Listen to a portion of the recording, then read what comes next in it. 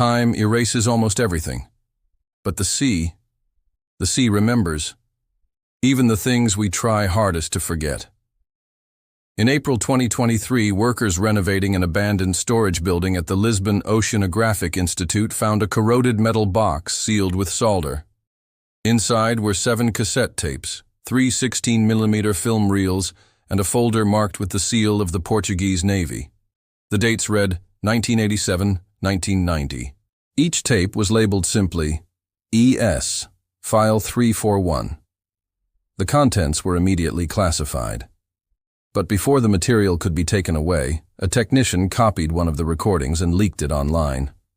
It spread for just a few hours before being deleted. The tape began with a man's voice, hoarse, calm, exhausted. Day 1, calm sea. Day 2, wind gone. Day 3, the sea stopped. Day 4, they arrived. Day 5, then silence. Followed by a deep rhythmic sound, like breathing, but slow and heavy, submerged. And finally, a whisper. The sea is breathing. Days later, journalist Ricardo Meneses obtained full transcripts of 3 tapes from the archive. In his 2024 book, The Sound of the Atlantic, Meneses described them as diary recordings, the voice of Captain Amaro dos Santos documenting his final voyage. At first, Meneses wrote, the tone is technical, coordinates, weather, engine notes. But around the 4th day, everything changes. His breathing becomes shallow. There are long pauses, as if he's listening. And sometimes, other voices respond. One tape stood out. The captain's voice was clear and frightened. This is Captain Amaro dos Santos. The sea is changing. The compasses spin on their own. The men look at me and I don't know them. Maybe I'm not the same either. Then, a sharp metallic sound. Something dragging, and a distant echo, repeating one word. Return. Later that year, Julio dos Santos, the captain's youngest son, then 53, gave his first ever interview to RTP's Atlantic Archives. For years he had avoided the press. But after hearing the leaked tapes, he decided to speak. My father used to say the sea had a voice. He told me that if you listened carefully, you could understand what it wanted. I laughed at that when I was a kid, but when I heard the tapes, I recognized that voice. It was his, and something else beneath it. A second voice, not human, like it was coming from inside the water. He also revealed a letter his father had written the week before the voyage, a letter never sent to the family. The sea has been calling for a long time, and when it calls, there is no choice. If I don't return, it's because I answered. In mid-2024, researchers from the University of Coimbra digitized 2 of the recovered tapes. When analyzing the sound waves, they discovered something hidden, a second voice layer, perfectly synchronized, but delayed by milliseconds. It wasn't an echo, it was repetition. This is Estrela do Sul, requesting coordinates for return. There's something in the water. Looks like a ship. Old. It's not moving. Then beneath that, the same voice, identical in tone and frequency, repeating the same words, as if the ship itself were answering its own transmission. Scientists called it a temporal resonance effect, an acoustic phenomenon that, according to them, shouldn't exist in nature. The 2 voices, though identical, were recorded at different moments in time. Inside the metal box was also a typed document labeled Naval Hydrographic Center, File 341, closed. It was the final report of the Estrela do Sul investigation. After 37 years, the signal persists. Each year, on April 22nd at 04:17, a pulse is recorded from the same coordinates. Duration, 5 seconds. Frequency, identical to 1987 recordings. Origin, variable. Depth, indeterminate. At the bottom of the page, written by hand in blue ink, hypothesis, Estrela do Sul was not destroyed. It remains within a temporal acoustic anomaly, repeating a closed sequence every 5 days. Recommendation, never respond to unidentified transmissions.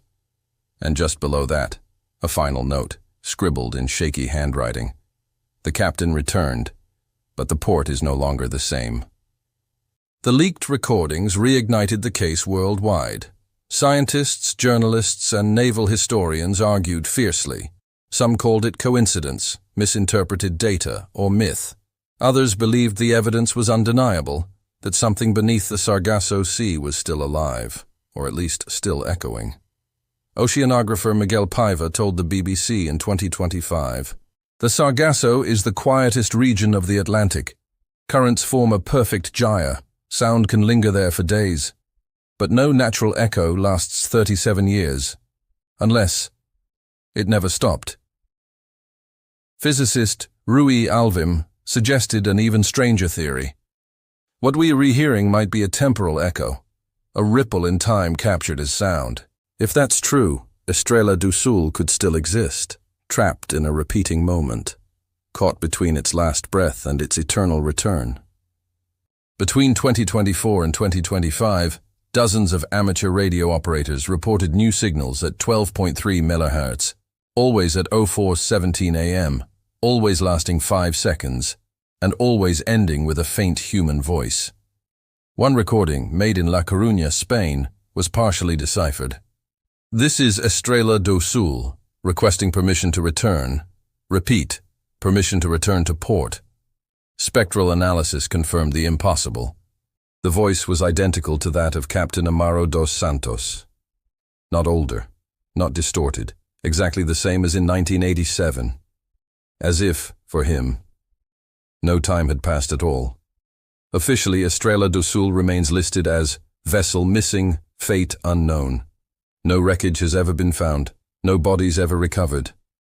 But among sailors and researchers, the name became legend, a warning whispered on Atlantic routes. Never sail on the 5th day. Those who have crossed the Sargasso speak of strange nights. The ocean frozen still, the air heavy, and the faint hum of old engines rolling through the fog. Sometimes, they say, a voice can be heard beneath the static of the radio. The captain has come home. Most dismiss it as imagination. Others listen closely, because the pattern never changes. 5 seconds, a pause, and then breathing. The sea never told us what happened, and maybe it never will. The archives are sealed, the reports erased, the tapes locked away. But the sound, that same sound, still travels through the Atlantic, a whisper carried by the currents, repeating what the living can't explain. 5 seconds, a single breath, and silence. Some say it's nothing more than noise. Others believe it's the Estrela do Sul, still trying to find its way home. But those who have heard the recordings, really heard them, know that something is still out there. Something waiting. Something that never stopped calling. Because the sea doesn't take, the sea keeps. And sometimes, when it chooses to give something back, it's never quite the same. This is Captain Amaro dos Santos, requesting permission to return to port. Silence. Then the gentle roll of distant waves. The end of a story that may never have begun, or perhaps has never truly ended.